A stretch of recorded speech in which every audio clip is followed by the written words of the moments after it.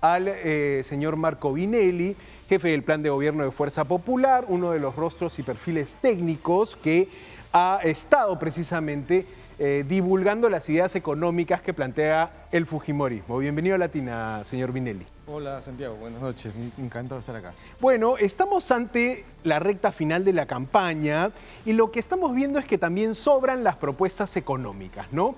Una primera propuesta que llamó mucho la atención fue este bono 500 que planteaba Keiko Fujimori para las mujeres madres que asistan en labores por ejemplo, ollas comunes, comedores populares. La pregunta era, ¿cómo lo van a financiar? ¿Es este bono algo que va a complicar las cuentas del Estado o los números calzan dentro de su planteamiento? Los números calzan. Nosotros hemos hecho un plan que se llama Perú con Orden, en donde hemos establecido claramente cuáles son las iniciativas que vamos a y que estamos planteando a la población para ejecutar en los próximos 5 años, ¿no? Y efectivamente tenemos este bono para las madres que trabajan en los comedores populares y además también tenemos lo de Pensión 65, tenemos lo de Beca 18, que son programas sociales que creo yo que la población está reclamando y está necesitando en este momento. ¿Cómo va a calzar? Es muy sencillo. Hoy día el Perú crece al 2.8% y está recaudando 20.000 millones de soles adicionales. Si nosotros hacemos que el Perú crezca al 6%, al doble de lo que crece hoy día, vamos a poder recaudar no 20, sino 40.000 millones de soles adicionales al presupuesto actual. Entonces es de ahí donde va a sacar o va a salir el dinero para poder ejecutar todos estos programas que estamos planteando. ¿Y de qué depende que haya ese crecimiento en la producción nacional? Eso es una buena pregunta. Para que la producción nacional crezca, necesitamos facilitar las inversiones. El Perú, en su componente de PBI, las inversiones del sector privado son el 80%, eso es lo más importante.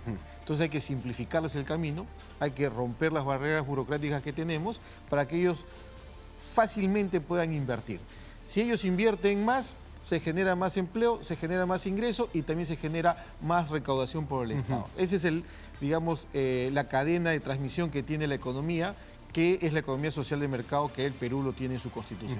Entonces apostamos por la inversión privada, apostamos por los pequeños y medianos empresas que hay en el país para que ellos puedan crecer y puedan producir más, en donde el Estado tiene que, en vez de ahogarlos, tiene que asistirlos, ayudarlos, promoverlos. Ahora, en la otra orilla política, Juntos por el Perú ha planteado un incremento de la remuneración mínima vital a 1.500 soles. ¿Es eso viable para el equipo técnico de Fuerza Popular? ¿Es un planteamiento razonable, realista, diríamos? La remuneración mínima vital y la remuneración general está muy vinculada a la productividad. Entonces lo que nosotros planteamos es más bien un shock de productividad para las pequeñas empresas. Hemos hablado con los pequeños empresarios de Vía El Salvador, por ejemplo, o de lo de metal mecánica, en donde ellos me dicen, Marco, necesito maquinaria para poder yo trabajar y hacer mis productos. Entonces les vamos a dar las facilidades a ellos para que puedan adquirir esas maquinarias y puedan de esa manera incrementar su productividad, que se va a traducir finalmente en un incremento en la remuneración mínima vital. Lucho Carranza nos dio un ejemplo muy sencillo. Si hubiéramos mantenido el crecimiento del 7% que teníamos en el 2011, hoy día el Perú hubiera alcanzado ya remuneraciones mínimas vitales de 2.000 o un poquito más soles mensuales. Entonces, ¿cuál es el secreto? El secreto no está en ofrecer cosas, el secreto está hacer que la economía crezca al 6 al 7% como lo tenemos nosotros en el plan de gobierno. Claro, porque algunos dicen y ven con preocupación que elevar la remuneración mínima vital haría más bien que más peruanos queden en la informalidad, que sería muy complicado para las empresas privadas asumir ese, digamos, ese incremento de remuneración, siendo fuerte, digamos, la carga tributaria que viven las empresas y podría afectar a esto que también es un problema estructural, ¿no? La formalidad laboral. Sí, y en donde más impacta no es en la gran empresa, porque la gran empresa hoy día paga remuneraciones inclusive arriba del mínimo vital. Las que pagan remuneraciones que están alrededor del mínimo vital son las medianas y pequeñas empresas. Es ahí donde se va a afectar, digamos, la mayor producción y lo vamos a empujar a la informalidad, ¿no? Por eso digo, el apoyo que tiene que venir para ese sector es más tecnología, más maquinaria, menos burocracia, más ofertas de hacer mayor producción, más contacto con el sector privado grande y más contacto también con la exportación para que ellos puedan producir más. Si producen más, más ingresos, contratan más, el trabajador gana más plata. Ese es el mecanismo de transmisión de la economía social de mercado que tenemos. Ahora, ayer escuchábamos a Keiko Fujimori hacer una defensa de la política fiscal y decir que incluso se iba a pedir al Tribunal Constitucional que cierre la puerta del gasto fiscal, de la iniciativa de gasto que el Congreso ha venido abriendo en este periodo. ¿Es un cambio de posición? ¿Es como enmendar algo de lo que también se ha criticado a la bancada fujimorista? ¿Cómo ve este cambio de posición de decir vamos a respetar la política fiscal? Sí, en primer lugar, yo creo que hay que recordarle a la población de que el primer presidente o gobierno que puso reglas fiscales fue Alberto Fujimori en el año 98-99. Entonces, eso está en nuestro ADN desde el primer gobierno de Fujimori. Lo segundo, efectivamente, el Tribunal Constitucional le abrió la ventana y esa ventana ha permitido todo lo que ya conocemos. Entonces, ¿quién tiene que cerrar esa ventana? El Tribunal Constitucional. Ya hay una demanda o dos demandas en el tribunal que ellos, entiendo, van a estar emitiendo su opinión en las próximas semanas o meses. Y si no llegase a hacer eso, como lo dijo Keiko, tengan por seguro que nosotros vamos a hacer una demanda inconstitucional para que se cierre esa ventana de una vez, porque el equilibrio fiscal es sumamente importante. Y aquí hay que explicarle a la gente por qué es importante el equilibrio fiscal. El equilibrio fiscal es importante por lo siguiente. Cuando el Estado tiene igual ingreso, igual gasto, lo que sucede es que los intereses para las empresas y para las personas disminuyen. Cuando el Estado empieza a tener ingresos y el gasto más grande que los ingresos, claro, los intereses que le cobran a las empresas, que le cobran a las personas, empieza a subir. El costo, el precio del dinero, diríamos. El precio del dinero se hace más caro.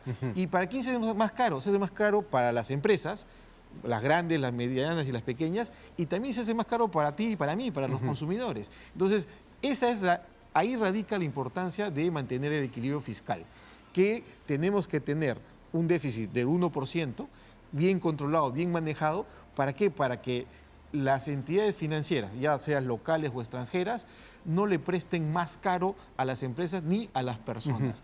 Porque es muy fácil, podríamos gastar un montón de plata y decimos el déficit se va para arriba, los ingresos están abajo, los gastos arriba, pero ¿eso qué va a repercutir? Va a repercutir que la empresa no tiene crédito y que nosotros tampoco tengamos crédito para ir a comprar el fin de semana. Porque algunos dicen hay brechas sociales, hay deudas de incrementar salarios, de aumentar pensiones. De hecho, este Congreso aprueba un bono excepcional para veteranos de las Fuerzas Armadas, aprueba un reajuste pensionario para militares y policías. Es decir, este Congreso de alguna manera ha participado en lo que algunos economistas han dicho, y es una farra fiscal, ¿no? Entonces, ¿cómo plantear disciplina fiscal si el propio fujimorismo también ha sido parte de esto que algunos, califican de irresponsabilidad fiscal, si quiere ponerlo en esos términos? Ya lo hemos anunciado, y no lo anunció yo, no lo ha anunciado Lucho Carranza nomás, lo ha anunciado nuestra candidata, que es Keiko Fujimori, que vendría a ser la primera instancia, si es que la población nos da su confianza, para la toma de decisiones. Entonces, nuestro planteamiento ya está en la mesa y ella lo dijo claramente para poder cerrar esta ventana, ¿no? O sea, se puede entender que está corrigiendo el camino que se desvió en este quinquenio. No, más que corregir, como te repito, los que pusieron la regla fiscal fue el ingeniero Alberto Fujimori en la década de los 90 y nosotros lo que estamos haciendo es seguir esa línea. Tenemos dos temas importantes: la autonomía del Banco Central, Constitución del 93, las reglas fiscales 97-98, gobierno de Fujimori. Eso está en nuestro ADN, eso está en nuestro accionar. Y a eso, si es que somos gobierno, pensamos regresar rápidamente. Ahora, ¿qué le ha parecido las posiciones de algunos políticos, por ejemplo, como Jorge Nieto, que plantea un voto viciado, que no da un respaldo a las candidaturas y que de alguna manera más bien llama a su militancia a no votar ni por Keiko Fujimori ni por Roberto Sánchez? En el plano más político quiero una posición. Bueno, digamos, hay tres opciones para votar, ¿no? A favor de un candidato, a favor del otro, o esta opción que plantea él. Dentro de la legalidad está, digamos, contemplado, ¿no? Pero yo creo que hay que decirle, no a él, ojo, hay que decirle a su militancia, debemos tomar partido porque nos estamos jugando el futuro de los próximos 5 años.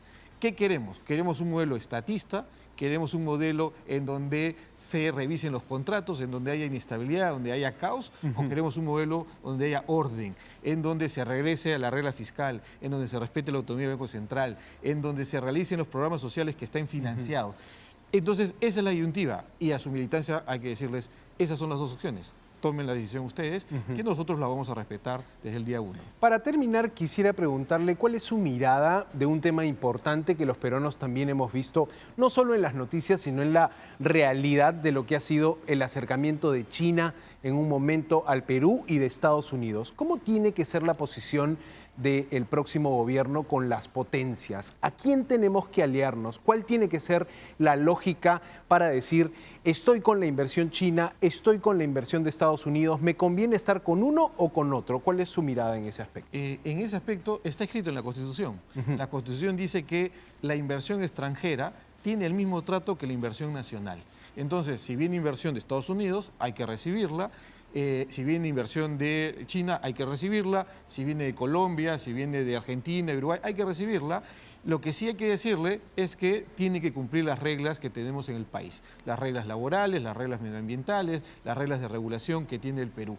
Y si estamos todos de acuerdo con eso, bienvenido, porque un elemento importante, te decía al inicio, es que para que el Perú crezca necesita inversión privada. Correcto. Y la inversión privada, ya sea de peruanos que tienen ahorros y que pueden invertir, o del extranjero que pueden venir a invertir en el Perú en las diferentes actividades como la agroindustria, la minería, el turismo, la metalmecánica, que existen grandes oportunidades acá en el país para que puedan ellos colocar sus inversiones, generar rentabilidad y para nosotros generar empleo para la gente, ingreso para los trabajadores y también impuestos para el Estado. O sea, podemos entender que es una posición más pragmática que ideológica, el acercamiento o la línea que se plantea tanto para los inversores chinos como para los inversores estadounidenses. Está en la Constitución del 93, que es nuestra Constitución vigente, y hay que seguirla, no hay por qué cambiarla. Marco Vinelli, jefe del Plan de Gobierno de Fuerza Popular, uno de los cuadros sobre materia económica del fujimorismo. Le agradezco su tiempo, señor. Gracias a usted. Perfecto.